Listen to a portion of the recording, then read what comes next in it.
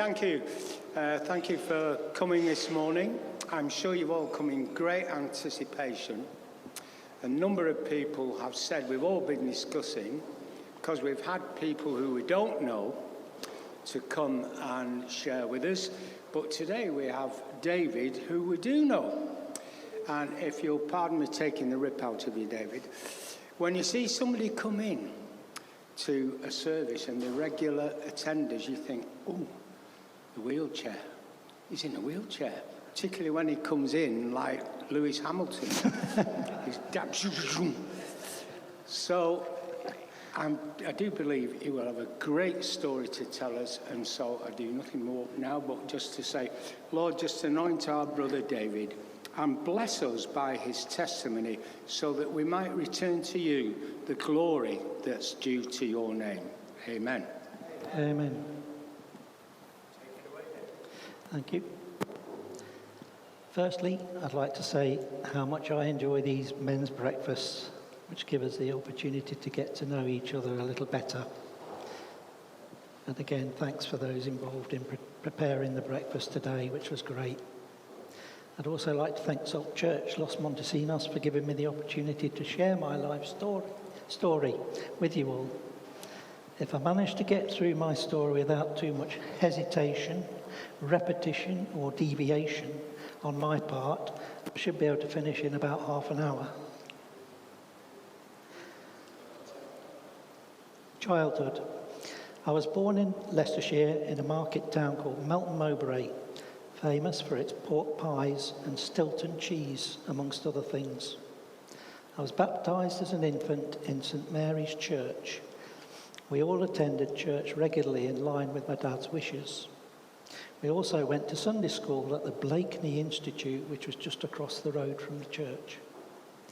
In my early teens, I remember learning the Apostles' Creed whilst on my paper round in preparation for my confirmation ceremony. I must have managed, as I was subsequently confirmed at St Mary's Church. In my early teens, it was all hands to the pump, helping my parents build their dream 4-bedroom home, complete with a double garage and a table tennis room above. I helped unload brick lorries, carry bricks up ladders, operate a cement mixer, and to lay concrete paths, amongst other things. I spent my free time building airfix models, making go-karts, fishing in the local rivers, playing tennis and table tennis, and flying control line model aeroplanes. Back then, radio control equipment was primitive and very expensive. I remember that one day, after a long cycle ride, my legs suddenly gave way and I dropped to the ground. Perhaps that was a sign of what was to come. Brush with a Second World War fighter race. The local library in Melton Mowbray arranged a competition to build a small-scale model Spitfire or Hurricane. I must have been 12 or 13 years old. I chose the Airfix Mark V Spitfire, which was a replica of the Spitfire flown by Second World War fighter ace Johnny Johnson, with the markings JEJ. The man himself, who was born near Melton Mowbray, judged the competition. I won first prize in my age group and shook hands with the fighter ace at the presentation. The photograph of me with Johnny Johnson appeared in the local Melton Times.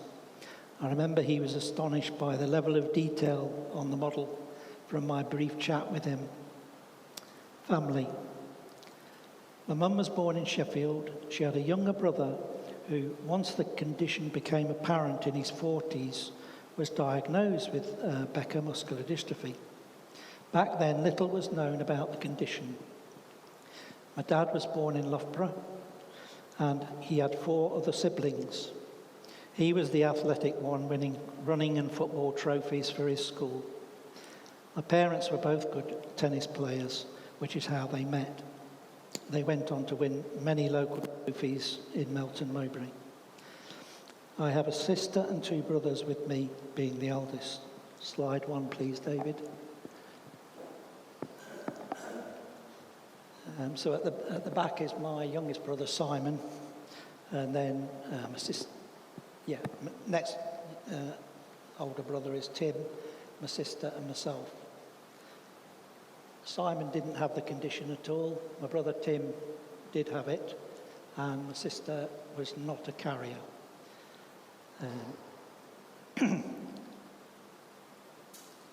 I have a sister, I think I was in my late 30s when the photo was taken.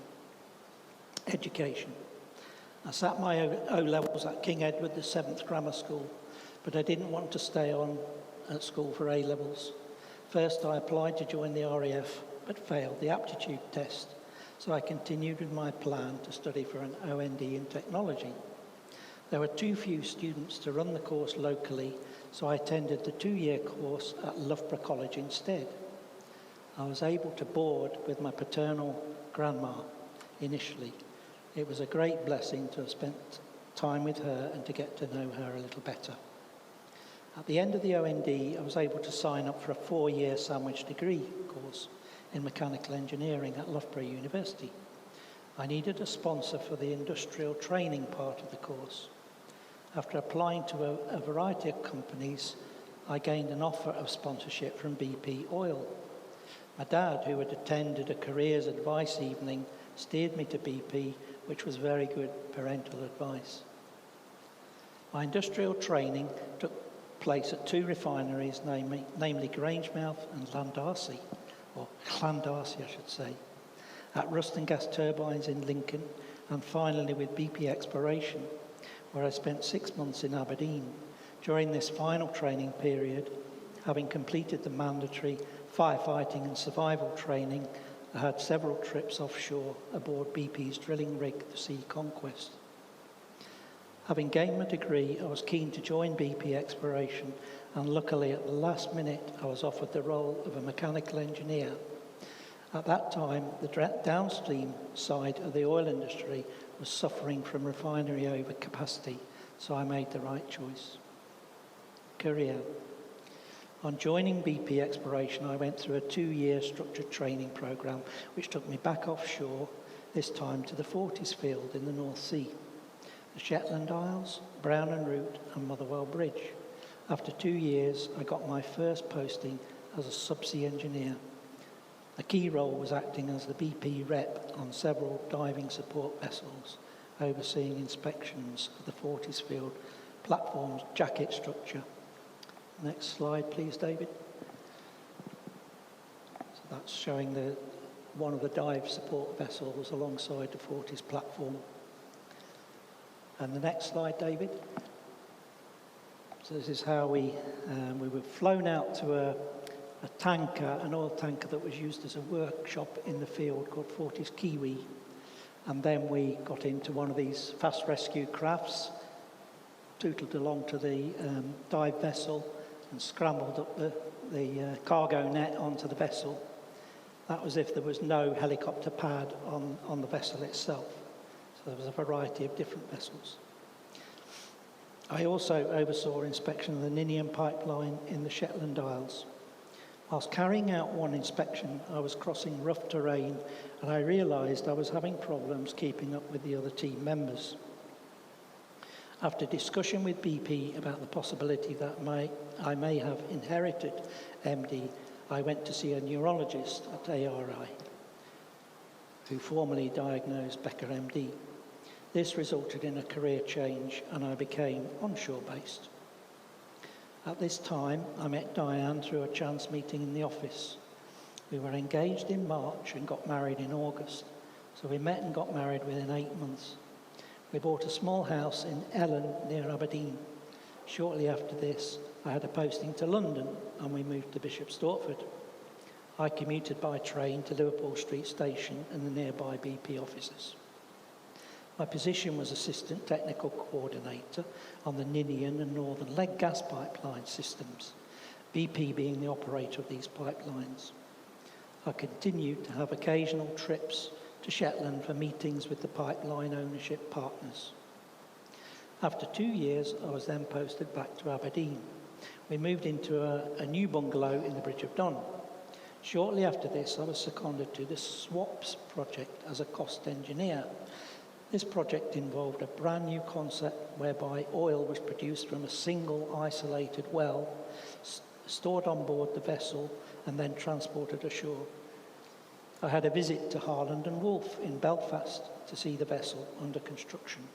She was named MV Shalane. On completion of this project, I had a chance conversation with someone in the engineering department and took up the post of certification engineer. I was delighted as it was a move back to an engineering role, and my prior knowledge of the Fortis platforms paid dividends. Our son Kieran was born in 1987. We were very blessed to have had a son, as you will see. Diane and I started attending Columbus Church in the Bridge of Don in Aberdeen on a regular basis. Diane and Kieran were baptised together there. In July 1988, a major catastrophe occurred on Occidental's Piper Alpha platform, resulting in the loss of 167 men. There was a 2-year inquiry into the tragedy led by Lord Cullen, which resulted in a huge transformation in the UK offshore oil and gas industry, with a complete change of the regulatory framework. Rather than one set of certification regulations being applied to every installation, a safety case had to be put in place for each offshore installation. Safety critical structure and plant was identified from this, and then new performance standards were created and a verification scheme put in place. An independent competent body, Lloyd's Register, initially was contracted to carry out the verification scheme activities across the 5 offshore platforms in the Fortis field to ensure the performance standards were being met. I was responsible for developing the verification scheme activities, that's inspection, review and testing, and ensuring they were implemented. I also tracked the issues raised through to closeout, so I continued to have a close involvement in offshore activities without going offshore. In 1991, we moved to Kemney in Aberdeenshire. We both became more involved in activities within the local parish church of Scotland, and I became an elder. I also took on the position of editor of the Kemney Kirk newsletter. In 2003, BP made a surprise announcement. The Fortis field had been sold to Apache Oil Corporation based in Texas, USA. All 40 staff transferred to Apache North Sea under a 2-pay agreement, preserving our employment and pension rights. After the initial settling in period, I found the change quite refreshing, as Apache made a huge investment in the Fortis field, adding a further platform and modifying the infrastructure, so it was like a new beginning. I decided to retire in 2015 after 35 years service. I felt very blessed to have worked for 2 very generous and accommodating employers that provided me with such a variety of and challenging career, giving me all the support I needed throughout. What is muscular dystrophy? My condition is called Becker muscular dystrophy. It was first identified in 1956. It's a slowly progressive and affects males only. The cause is a fault in a particular gene carried on the X chromosome, which leads to the formation of a faulty protein in muscle fibers. The protein is called dystrophin. It's absent or severely abnormal in the case of Duchenne MD. In Becker MD, a milder fault makes the dystrophin less abundant than normal. This causes the muscle fibers to gradually break down and the muscles slowly become weaker. And the age for diagnosis varies widely. I learned more about my condition and its impact on having a family. A daughter would become a carrier and could have affected sons. I believe we were spiritually blessed in having a son who inherited my healthy Y chromosome. Currently, the cause of the condition is well known, but at present there is no cure. In the case of our family, there were two males that were affected, one wasn't, and my sister, luckily, was not a carrier, so her son is not affected. Fundraising for muscular dystrophy. From 1988 to 2012, I was treasurer of the Aberdeen and District branch of the MD campaign. Our purpose was to raise funds for the charity, mainly for research to find a cure, but also to provide support to those affected by the condition. Many families were involved in the fundraising. The majority had children affected by the more severe form of MD Duchenne. We raised funds in many ways: fun runs, collection boxes, social events, and personal challenges arranged by the MD campaign. On one occasion, Diane swam with the sharks at Fife Sea Lenter. Slide 4, please, David. On the left is a collection in Aberdeen, near the main street, and the other one is when Diane had just finished her dive with the sharks at the St Andrews Sea Life Centre. Several oil companies had safety campaigns where money was donated to charity, and our branch managed to bag some very large donations. We also held several charity dinner dances, and at one of them we met the then president of the campaign, Sir Richard Attenborough. Diane asked how we should address him. In reply, he just said, just call me Lovey. Flying scholarship and 5 minutes of fame. In 1994, Diane spotted an advert on the TV about flying scholarships for the disabled, a legacy of Sir Douglas Bader. Without my knowledge, she sent off for the application form. This was just before Christmas, so the form was put aside and nearly forgotten.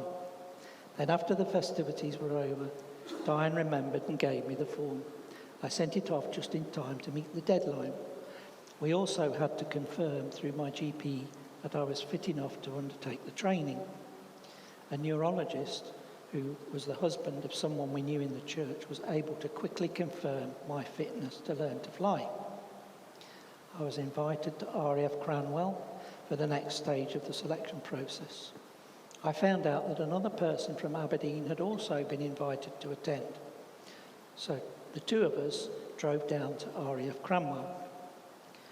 We underwent aptitude tests, a medical, a check that we could get on board a Piper Warrior plane, an informal interview, and a selection panel interview with an Air Vice Marshal.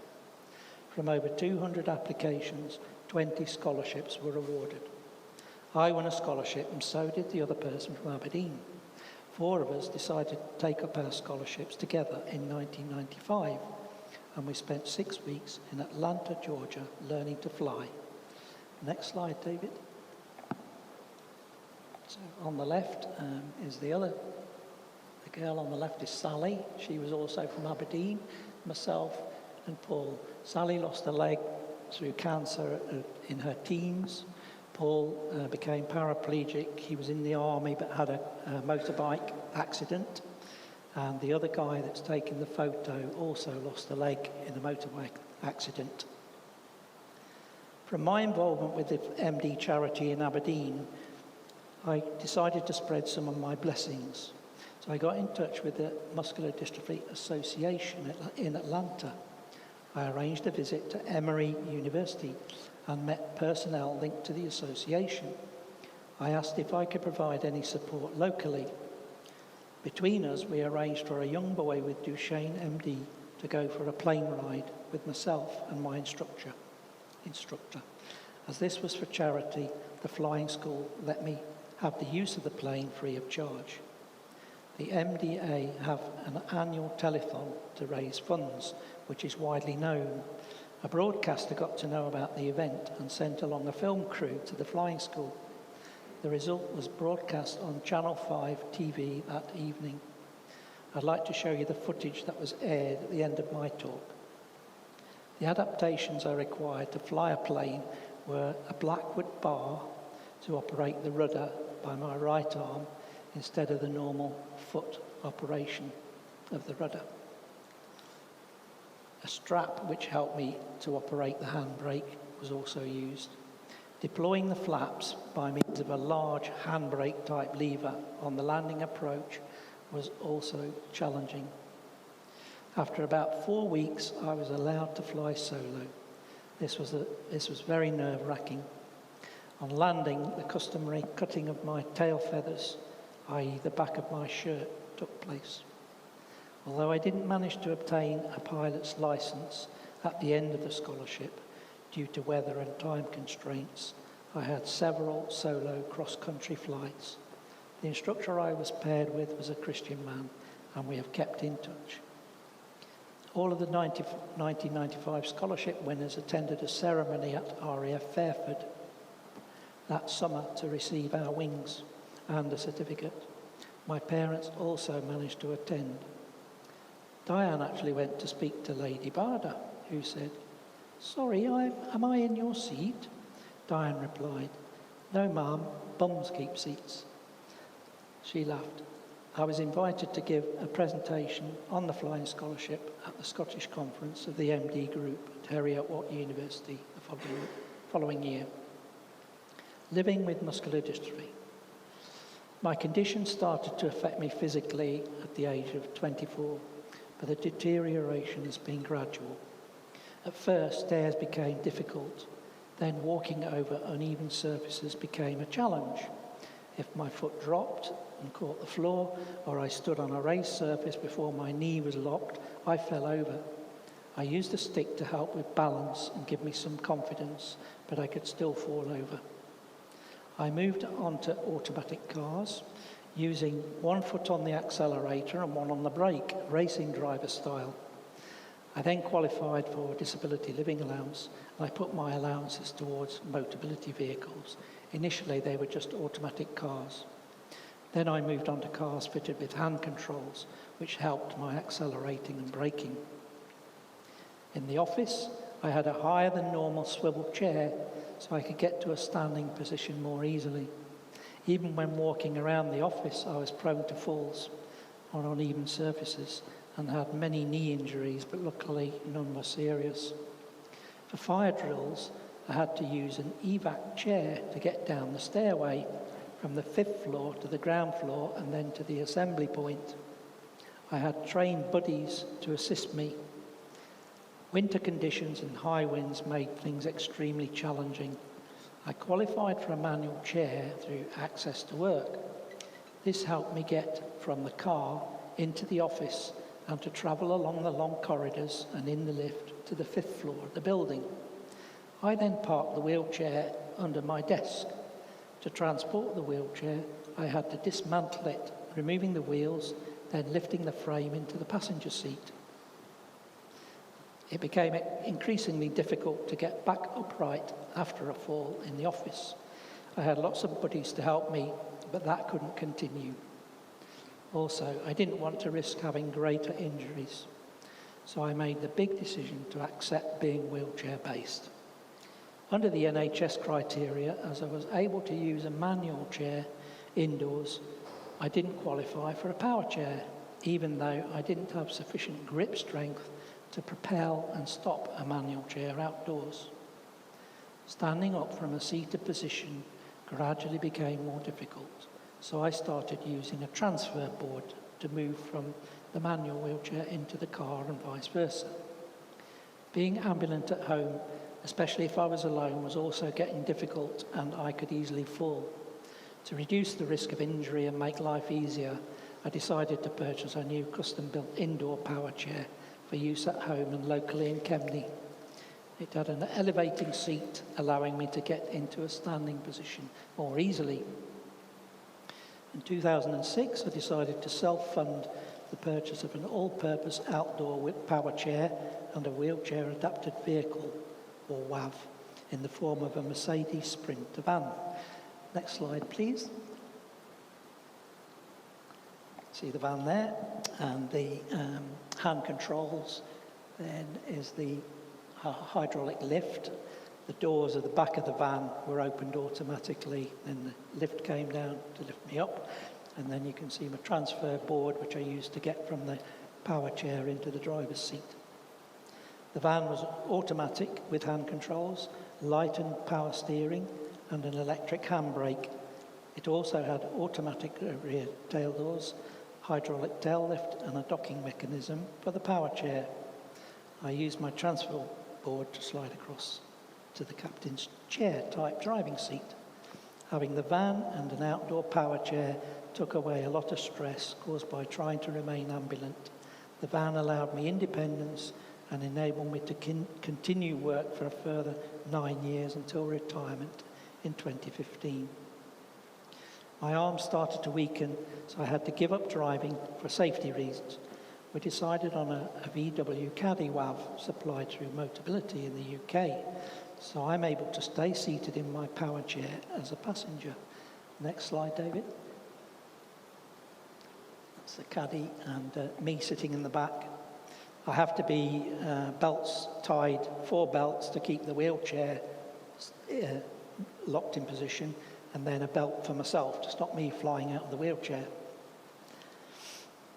To duplicate this in Spain, we were blessed to find a conversion specialist in Molina de Segura, near Murcia, who supplied our painter and decorator's vehicle. Over the years, I've come across some very useful aids and equipment to help me make my day-to-day living easier and safer, as shown in the next slide. Some of these are used daily. The red shoehorn helps me get my shoes on and off myself, and other things quite handy. A single cup hot water dispenser, an electric toothbrush, and a microwave oven at an accessible height. Listening to the radio one day, I heard about a disabled man who had to be evacuated from a high-rise building in an emergency by the fire crew. He decided to design a small portable lifting sling for use in this scenario, or simply to enable 2 people to lift him back into his wheelchair using the sling. I now always have one of these slings with me. One consequence of being unable to stand is that I must wear compression socks to improve the blood circulation in my legs. Getting them on is unfortunately a daily chore for Diane. Another blessing lay in my decision to purchase a hoist here in Spain. We came across an advert for one being sold privately. We had a look at it, but it wasn't suitable. I then spoke to a friend who was a mobility service provider. He had an ex-showroom hoist for sale that was available right away. About a week later, I had a bad fall from my power chair. Until then, I'd been using a transfer board, but with my injury, this became too painful, so the hoist became an invaluable aid. My previous power chairs were getting old and spare parts were getting hard to find, so I went to a Motability Roadshow in 2019 to see the latest power chairs. I saw the Invacare TDX model, which seemed ideal. I couldn't stretch to buying a new one, so I began exploring the web for a second-hand one. I came across a company selling nearly new second-hand power chairs, so I managed to buy one for Spain and one for Scotland.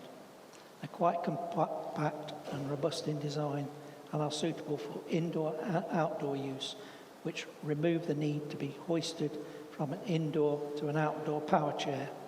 Next slide, you'll see.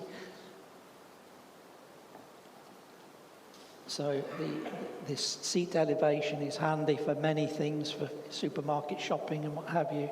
And the tilting space is a good feature because it's handy when I go to the dentist. I can stay in my own chair rather than try and transfer to the dentist chair. The footpads can be lifted quickly to make the chair even more compact, or allow my feet to rest on the floor so that I can get my legs under a low table.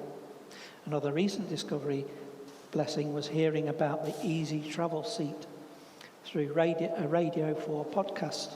It's a new design of sling developed by a young disabled entrepreneur in conjunction with EasyJet to make the transfer from a wheelchair into a plane seat much easier.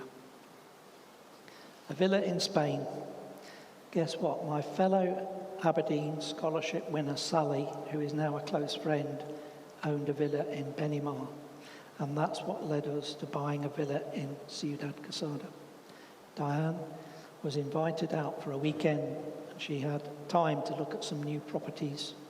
A short time later, after a joint reconnaissance visit, we decided to buy a villa in 2007, just before the credit crunch. If we had waited, we might not have purchased. As it was a new build, we were able to design in ramped access, widened doors and a wet room. We also planned and added an elevator so I can access the rooftop solarium. Next slide, David. Shows a general picture of the solarium, and I think that's my son in the lift. Full immersion baptism. For quite some time, Diane and I had been prayerfully considering our Christian journey in relation to Christian baptism and being born again. Full immersion baptisms undertaken at Salt Church have been a great inspiration to us, but the practicalities of this for me weighed heavily on our minds. We felt that even in a warm climate, full immersion baptism was not practicable or safe, although we've had many interesting conversations as to how this might be achieved. Chris and Helena kindly came to visit us, and through a very fruitful discussion, a way forward came to light. So on the 17th of November 2023, I had a full immersion baptism in the wet room of our home using a bucket of warm water and a shower. The next day, Diane had a full immersion pool baptism. We both feel blessed that we were able to begin our individual journeys from the same page, and strongly believe that the Holy Spirit guided us through this part of our lives. Activities in Spain. I didn't expect to meet so many great friends and get involved in so many activities, especially in retirement, which allowed me to spend more time in Spain. I've enjoyed art classes, sailing radio control boats, and flying radio control model planes, which you'll see on the next slide. Mixture of activities. Attending Salt Church and socialising with friends is another bonus. The warmer weather helps me to enjoy these activities. I also enjoy learning Spanish on Duolingo, the aim being to build up my confidence and improve my fluency.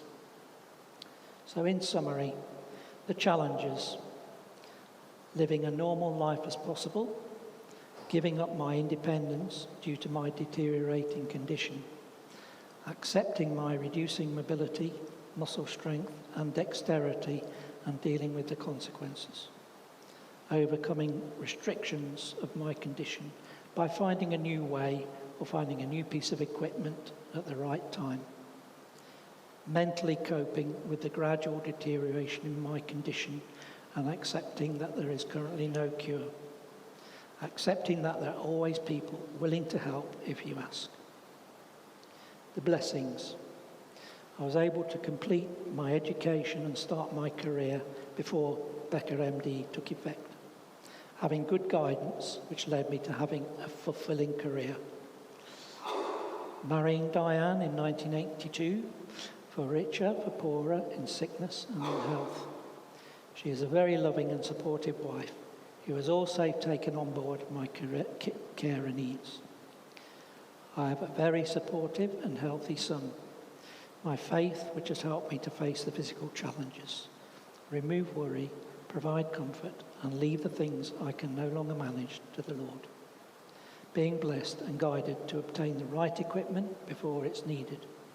Being part of a large Christian family in Scotland and Spain. Having so many great friends and supportive and caring people throughout my journey. Enjoying good health in general, and being able to travel and enjoy the warmer weather in Spain and spend more time outdoors. That's the end of my talk. And now, if you would like to see the video of the time when I was doing the scholarship in America, you'll see a brief clip of that now. When one generation meets another, dreams are bound to be born, no matter how great the obstacle.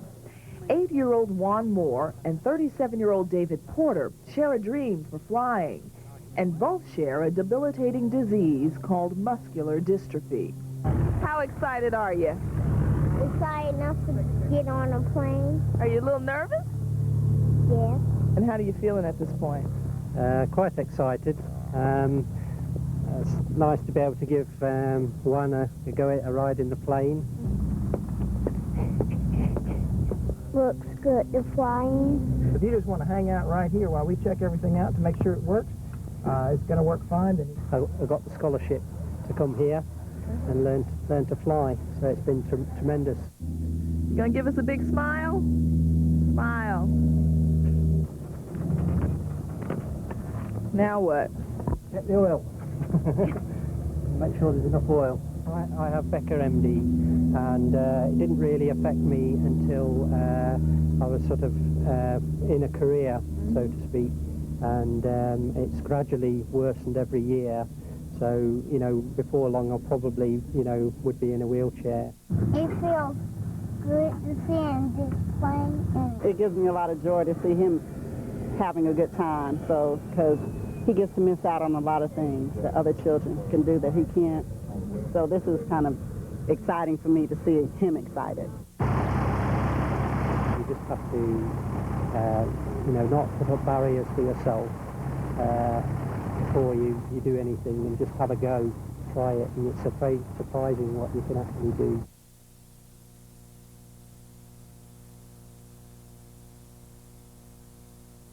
That's it.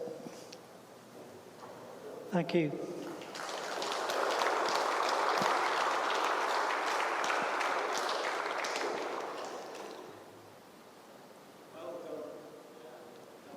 Well, do you know one thing I've always admired about this dad?